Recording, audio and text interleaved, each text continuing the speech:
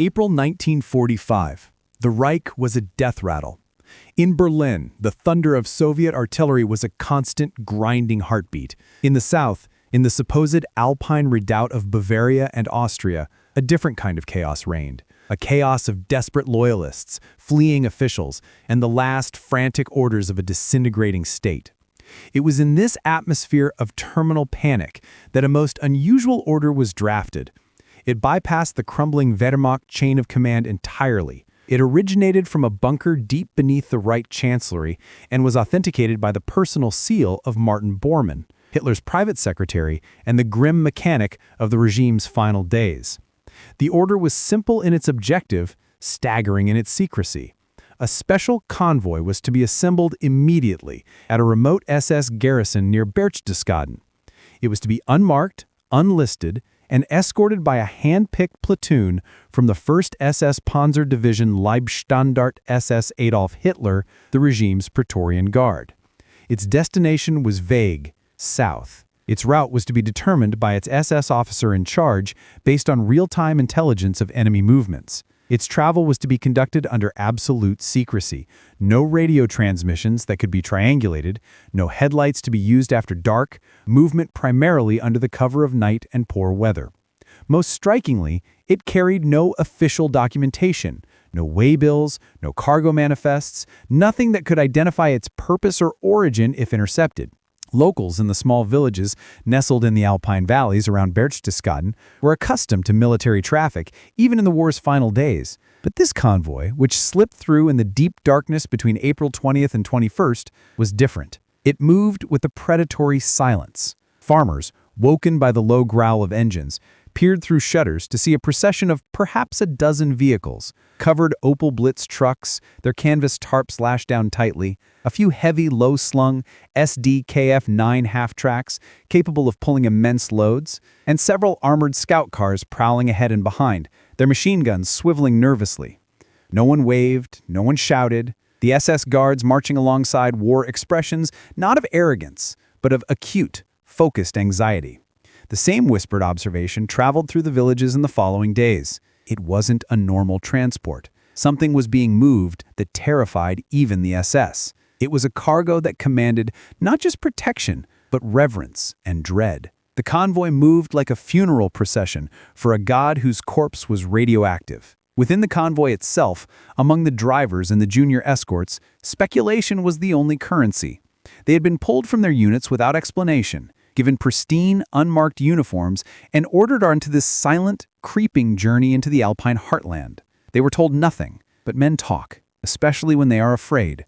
The most common theory was wealth. It carried gold from the Reichsbank, ingots and the looted coins of a continent, the last financial lifeblood of the Nazi state, being moved to a hidden Alpine fortress or across the border to neutral Switzerland. This was plausible. Similar shipments were known to be underway. Others, noting the careful way the trucks were loaded, suspected stolen artwork from across Europe, the priceless cultural plunder of the Führer's doomed dream of a Linz museum, now being hidden away for a future rebirth or to barter for escape. But a third, more chilling rumor persisted among the more technically minded drivers who had helped with the loading. They spoke of crates that were not particularly heavy for their size, but were handled with obsessive care, cushioned by strange spring-like fittings. They whispered of one large, oddly shaped object on a specialized trailer, shrouded in a greased canvas cover that hummed faintly when touched, as if containing a dormant electrical field. This gave rise to the belief that the convoy held something far stranger, scientific equipment from a research project Berlin desperately wanted to hide from the Allies. Not uranium for a bomb, that prize was being hunted further north, but something more arcane, more experimental, born from the darker fringes of Nazi wonder weapon programs. Whatever the truth, the treatment of the cargo was unequivocal. The armed guards didn't just ride, they marched in full kit alongside the trucks, their eyes scanning the dark timberlines and mountain passes, not just for partisans, but as if the very landscape might revolt. Orders were delivered on sealed paper only, read by the SS captain in charge by the glow of a masked flashlight, then immediately burned. And the command given to every man was unequivocal, echoing the finality of a doomed regime. If anything happens, you fire. If anything fails, you burn it. The priority was not delivery, it was denial. The The cargo was not to be saved, it was to be prevented. Prevented from falling, prevented from being seen, prevented from existing in any form but ash and buried secret. They were shepherds of a mystery so dangerous that its annihilation was part of its sacred protocol. The convoy, a silent centipede of steel and secrets, did not take the main roads. Those arteries were clogged with the pathetic, ragged flow of defeat. Fleeing administrative staff in their bullet-scarred staff cars, demoralized Wehrmacht stragglers, columns of hollow-eyed refugees pushing handcarts piled with salvaged lives. The secret convoy moved in the opposite direction of this human current, slinking through the skeletal remains of the Reich's defensive hinterland. Its route was a pre-planned ghost trail, known only to the SS captain navigating from a map marked with code words instead of town names. They pushed south and east from Berchtesgaden, aiming for the high, lonely barrier of the Bavarian Alps, one of the last regions still ostensibly under firm Nazi control, the mythical Alpenfestum, or Alpine Fortress, where fanatical last stands were promised. They traveled through a landscape turning feral. They used isolated forest roads, logging tracks barely wide enough for the trucks, their branches scraping against canvas tarps with the sound of skeletal fingers. They climbed into mountain passes where the air grew thin and cold, the engines laboring in the thin atmosphere, their exhausts pluming in the freezing air. They wound through abandoned villages, places with names like Schönau and Ramsau, where every window was dark, doors swung open on broken hinges, and the only signs of recent life were the scattered, worthless Reichsmarks blowing through the empty streets. The civilians had fled west, away from the rumored Soviet advance and the coming battle for the redoubt. The weather forecast, pulled from a fragmentary Luftwaffe report, had predicted clear, cold skies, ideal for covert movement under a moonless night. The sky, however, had other plans. As the lead vehicle nosed into the high valley leading towards the Steinpass, a wall of cloud, charcoal black and boiling, swallowed the peaks. A massive storm, born from the violent clash of a late winter front and the alpine topography, rolled over the mountains with the force of a biblical judgment. It began with a wind that didn't howl, but screamed, ripping tree branches loose and hurling them like javelins across the road. Then came the snow, not gentle flakes, but a horizontal blinding blizzard of ice pellets that scoured the paint from vehicles and stung exposed skin. Finally, as the temperature gyrated, a thick, freezing fog pooled in the valleys, reducing the world to a swirling, white-gray void. Visibility dropped to near zero. The convoy's filtered headlights, already faint, became useless glowing orbs that illuminated only the driving torrent of snow a few feet ahead. The perfect conditions for stealth had become the perfect conditions for a tomb. The drivers, peering through slits in fogged windshields, crawled forward at walking pace. The marching guards huddled against the sides of the trucks, heads down, each man locked in a private capsule of roaring wind and biting cold. Communication was impossible. The world shrunk to the dim red glow of a taillight ahead, the feel of the road slipping under wheels growing vague and uncertain. The storm didn't just hide them, it severed them from the world, from each other, and from any rational sense of navigation. It was the perfect night for something to vanish. Deep in a narrow valley, where the wind's scream was funneled into a deafening roar, lay a remote Bavarian state railway crossing. It served a spur line that had once hauled timber, now silent and rusting. A small maintenance shack, barely more than a hut, stood beside the tracks. Inside, taking shelter from the storm they'd seen brewing, were 4 men of a railway repair crew. Older men and a boy, deemed unfit for military service, tasked with the futile job of keeping the rails clear for trains that would never come again. Just after midnight, amidst the cacophony of the storm, they heard a new sound, the deep, guttural grind of heavy engines straining in low gear. It was not the sound of a single vehicle, but of many, a mechanical growl cutting through the natural fury. Peering through a grimy window, they saw dim, ghostly orbs of light materialize in the whirling snow, headlights, muffled by regulation filters, approaching slowly, painfully. Before they could react, the door of the shack was flung open. 2 figures appeared, silhouetted by the external lights, their outlines unmistakable. The sharp angle of a Stahlhelm, the bulk of a winter camouflage smock. SS guards. Their faces were grim, etched with exhaustion and a feverish urgency. Drinnen bleiben. Augen zu, one snapped. Stay inside, eyes shut. The message was delivered not with the usual arrogant bark, but with a tight, almost panicked intensity. The workers recoiled. The senior among them began to stammer a question about their papers. He was silenced by the appearance of an officer, his collar bearing the silver oak leaves of a Stirnbannführer. The officer didn't shout. His voice was a frozen wire. In die Ecke, Gesichter zur Wand. Wenn Sie sich umdrehen, werden Sie erschossen. Into the corner, faces to the wall. If you turn around, you will be shot. He physically herded them into the far corner of the cold shack, then stepped back outside. The workers heard the heavy wooden door slam shut and the distinct click of a padlock being fastened through the external hasp. They were prisoners in their own shelter. From inside their wooden prison, they witnessed the convoy's passage through sound alone. It was an audio panorama of profound strangeness. They heard the trucks grinding slowly across the rails, the metal treads of the half-tracks clacking on the steel, the hiss of air brakes. They heard SS boots crunching in the snow with a crisp, marching rhythm even in the storm. They heard muted, guttural commands lost in the wind. And then they heard this.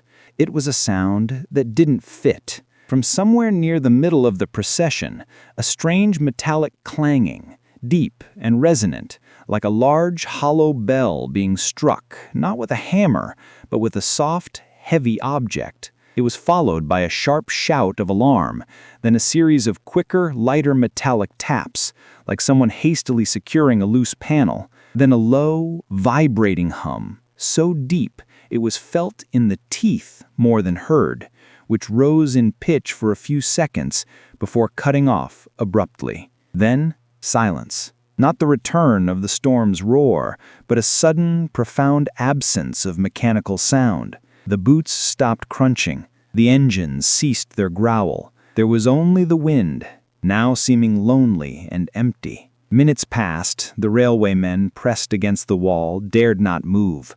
After what felt like an eternity, they heard the padlock click again. The door opened. The SS officer stood there, his face unreadable in the shadow of his helmet. He said nothing. He simply stared at them for a long moment, then turned and walked away into the blowing snow. Trembling, the workers slowly turned and crept to the window. The road was empty. The snow, driven by the relentless wind, was already smoothing over any traces. The convoy was gone. That midnight encounter at the forgotten railway crossing, witnessed by 4 terrified men locked in a shack, was the last time anyone ever saw it. 2 days later, the vanguard of the U.S. 7th Army's 45th Infantry Division pushed into the valley. Their progress was cautious, expecting pockets of fanatical resistance from the Alpine redoubt. They found none. They found only eerie stillness and the lingering evidence of a routed army. Discarded helmets, a burned-out Kubelwagen, propaganda leaflets soggy in the melt. A reconnaissance platoon, checking potential ambush sites, arrived at the remote railway crossing. The railway workers, emerging from their hut with a mixture of relief and residual fear, told their story to a young, skeptical lieutenant. They spoke of the SS, the locked door, the strange sounds, the vanished convoy. The lieutenant, humoring them, ordered his men to fan out and look for signs. What they found, or rather what they didn't find, turned skepticism into bewilderment. The storm had passed, leaving a fresh, deep blanket of snow, pristine and unmarked. The platoon meticulously scoured the area for hundreds of yards in every direction from the crossing. They found not a single tire track, no parallel grooves from a column of heavy trucks, no packed-down paths from marching soldiers. The snow around the maintenance shack was a smooth, white desert. Even more inexplicable was the absence of the deep ruts heavy trucks leave behind in snow.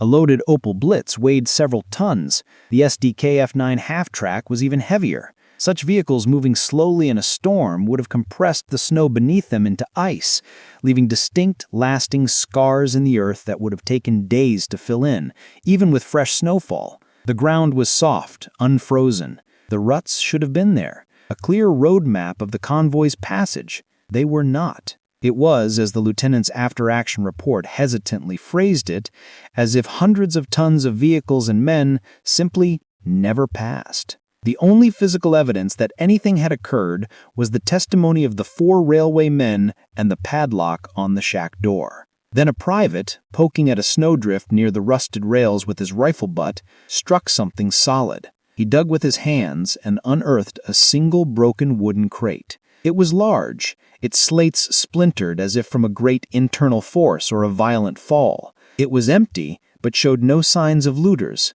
The contents hadn't been removed, they seemed to have been absent when it was discarded. The wood was charred in one corner, not by fire, but as if by a concentrated electrical arc or extreme chemical heat. And on the side, cleanly burned into the wood as if by a brand, was a symbol. The men gathered around. It was a double lightning bolt, which is the SS Sigrun, but enclosed in a perfect circle. This was crucial. It was not a standard SS marking. They used the runes freely, not enclosed. It was not a Luftwaffe marking, nor any known Wehrmacht unit insignia. It was something different, something outside the known heraldry of the Nazi state, something unknown.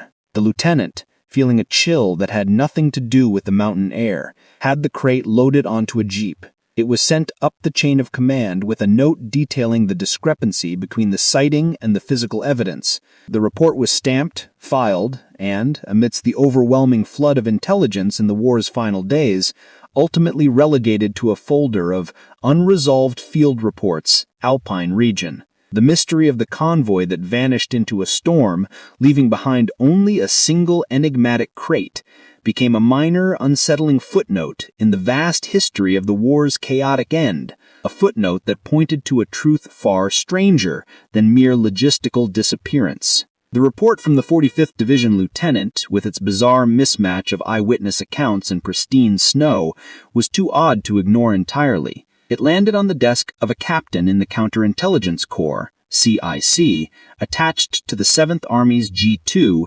intelligence section. In the grand scheme of the war's end, the capture of major cities, the hunt for high-ranking Nazis, the discovery of concentration camps, it was a minor puzzle. But puzzles in intelligence are like loose threads. You pull them to see what unravels. He authorized a small, targeted investigation, allocating a squad of CIC agents and a handful of combat engineers for 3 days. They combed the terrain with a methodical, skeptical eye. They followed every conceivable path leading away from the railway crossing. They walked the forest trails looking for broken branches or tire scars on tree bark, finding only the damage of the recent storm. They searched riverbanks for signs that vehicles had attempted a crossing or had plunged in, checking for oil slicks or disturbed mud. They rappelled into steep mountain ravines, the engineers probing snowdrifts with long poles, expecting at any moment to strike the angular metal of a truck cab or the curved surface of a gasoline drum. They found nothing. No wreckage, not a single shred of canvas tarp, no discarded ration tin, no broken glass from a headlight, no bodies, no frozen SS guards, no drivers who had succumbed to exposure. No abandoned vehicles, not even a single motorcycle that had broken down. Most tellingly, no signs of a battle. No spent shell casings glinting in the mud, no scarred trees from gunfire, no patches of chemically blackened earth from a demolition charge. The storm had been fierce, but it was not a sandblaster capable of stripping a convoy. The absence was louder than any discovery. It was as if the convoy had been erased from existence. The CIC captain's final report was a masterpiece of frustrated professionalism. He dutifully listed the theories. Some junior agents suggested the trucks fell into a ravine during the storm, a common enough Alpine tragedy. But the engineers stated flatly, a column that size going over a cliff would leave an enormous gash in the landscape, a trail of debris down the slope, and significant wreckage at the bottom. They had found no such ravine with fresh scars. Others proposed the SS destroyed everything once they realized capture was inevitable, a controlled detonation of the cargo and vehicles. Yet, demolition on that scale is not subtle. It leaves craters, scorched marks, scattered metal fragments over a wide area. The snow was white and undisturbed. But without debris, those explanations didn't make sense. The laws of physics and mass are stubborn things. Vehicles, especially military vehicles built for rugged use, do not simply cease to be. They break, they burn, they sink, but they leave traces. A convoy is a small, mobile village of steel, rubber, fuel, and men. Villages do not just walk off the map. The conclusion was inescapable, yet impossible. Convoys don't evaporate. The very concept defied logic. The CIC captain could only end his report with the line that would echo in certain classified files for years. Disposition of subject convoy remains unresolved. No evidence of destruction or capture located. Operational assumption. Convoy successfully evaded detection and achieved its unknown destination, or was subject to a recovery/removal operation of exceptional thoroughness. The final phrase was the key. Unless someone makes them disappear. And if someone had that capability, in the heart of a storm-ravaged alpine night, who or what were they? For 2 decades, the vanishing convoy remained a curious, cold case, known only to a few retired intelligence officers and the people of the remote valley. It was washed away by the tides of the Cold War, a minor mystery from the last war overshadowed by the imminent threat of the next. Then, in the mid-1960s, during a cautious period of cultural exchange, a bundle of captured German and Soviet documents was returned to West Germany by the Polish government. Among them, misfiled and written in Russian, was a GRU, Soviet Military Intelligence, situation memo dated May 12, 1945. It was a summary of unconfirmed activity in southern German Alpine region, last days of hostilities. The memo was terse and clinical. It mentioned an enemy convoy of high priority transporting advanced apparatuses of scientific or command significance, detected through partisan reports and signals intercepts that had tracked its departure from Berchtesgaden. The key sentence was this, quote, "The convoy's projected route was towards Timrel. However, on the night of 2021 April, our sources indicate its direction of travel changed unexpectedly, turning northeast from the Stein Pass area." This was a bombshell. The convoy hadn't simply pushed deeper into the Alps, it had turned, in the middle of a howling blizzard, onto a different, more obscure trajectory. The Soviet analysts, with their deep understanding of German military engineering and fortification, drew a stark conclusion. Assessment: convoy diverted to a pre-prepared hidden alpine bunker system, likely a facility of the Bauvorhaben S or Regierungsbunker series, designed for emergency command operations, last-ditch weapons testing and storage, and long-term underground survival of key personnel and assets. The memo outlined the Soviet belief that the Nazis had constructed a final network of ultra-secret facilities, not the mythical vast Alpenfestung, but a handful of supremely well-hidden, deep-buried readouts, places where the very essence of the Nazi project, its top leaders, its most dangerous scientific secrets, its stolen wealth could be preserved, to wait out the defeat and potentially re-emerge in a future resurgent Reich. The convoy in this analysis was a delivery to one such node. The final line of the memo was not speculative. It was a statement of ongoing intelligence failure. Despite aerial reconnaissance and prisoner interrogation, facility location still unknown, cargo never recovered. The Soviets, with all their ruthless efficiency and their own penchant for deep bunkers, had hunted for it, and they had found nothing. The GRU memo transformed the vanishing convoy from a logistical anomaly into a strategic ghost. It wasn't lost, it was delivered, and the warehouse where its terrible treasures were stored had doors that not even the victorious armies of the world could find. The revelation of the Soviet memo reignited speculation, splitting historical and investigative analysis into 2 distinct, fiercely debated camps. The first camp, favored by military technology historians and conspiracy theorists alike, believes the convoy was the literal embodiment of Hitler's last desperate gamble. They argue it carried the core components of a miracle weapon, Wunderwaffe, Hitler and his inner circle genuinely believed could reverse the war's tide in the final months. Not the V-2 rockets already raining on London, but something more profound. Candidates include prototype reactor parts for a nascent atomic pile, or even a so-called Uranbombe, advanced radar and night vision systems so new they hadn't reached the front, Or perhaps most tantalizingly, elements of experimental propulsion research, perhaps linked to the enigmatic D. Glauca project, or advanced turbine work from figures like Victor Schauberger. In this theory, the cargo was so vital, so secret, that its destruction was unthinkable. It had to be preserved, hidden where Allied scientific intelligence could never dissect it, to be completed by loyalists in a future resurgent Reich.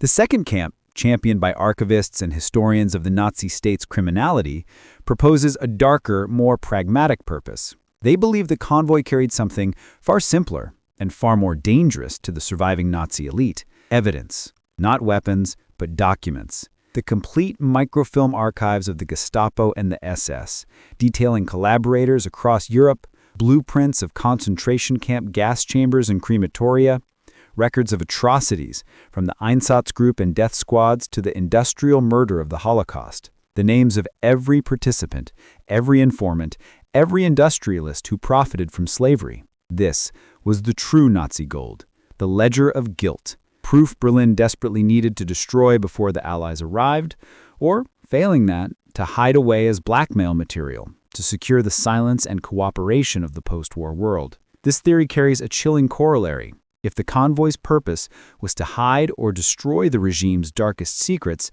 then its immaculate disappearance is not a mystery, it is a success story.